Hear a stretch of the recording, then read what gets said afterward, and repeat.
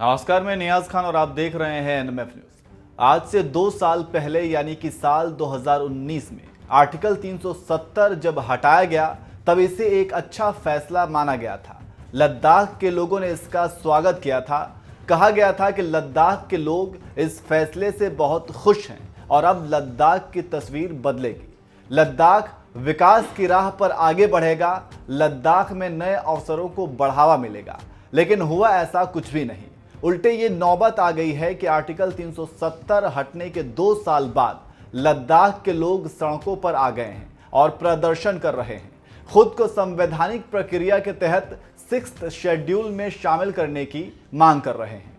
आपको बता दें, लेह बौद्ध बहुल और कारगिल मुस्लिम बहुल इलाका है और दोनों समुदाय मिलकर केंद्र सरकार से लगातार 6th शेड्यूल में शामिल होने की मांग कर रहे हैं। आखिर ये 6th शेड्यूल क्या है, हम आपको बताएंगे, लेकिन उससे पहले आप लद्दाख के भूगोल और प्रतिनिधित्व के बारे में समझ लें।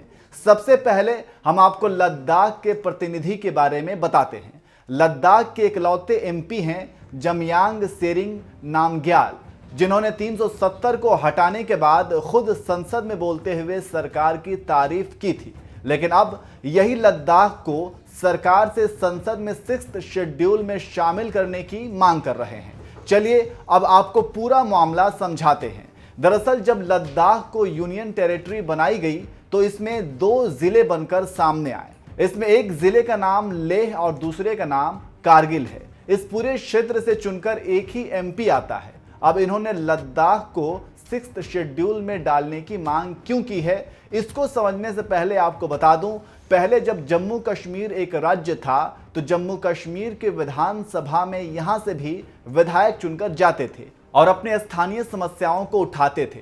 लेकिन जब से ये यूनियन टेरिटरी बना है तब से पूरे देश में अपनी बात पहुंचाने के नाम पर सिर्फ एक मेंबर ऑफ पार्लियामेंट है, जिससे लद्दाख की सभी समस्याओं को उठा पाने और उन समस्याओं का समाधान कर पाने में दिक्कत आ रही है, क्योंकि जनप्रतिनिधि की संख्या बहुत कम हो गई है। ऐसे में ही 6th शेड्यूल की मांग की जा रही है। अब आपको समझाते हैं ये 6th शेड्यूल है क्या। वैसे तो इनकी मांगे बहुत हैं। लद्दाख को पूर्ण राज्य बनाने की मांग, लोकसभा और राज्यसभा में सीट बढ़ाने की मांग, 10,000 सरकारी पोस्ट खाली हैं उसे लेकर सरकारी नौकरी की मांग, ऐसे कई मांगे शामिल हैं। इसी में एक 6th शेड्यूल की मांग भी है। दरअसल 6th शेड्यूल के तहत लोकल लोगों को रिप्रेजेंटेशन देने के लिए, ऐसी फीलिंग देने के लिए कि उनका खुद का शासन है, ऑटोनोमस डिस्ट्रिक्ट काउंसिल बनाई जाती है।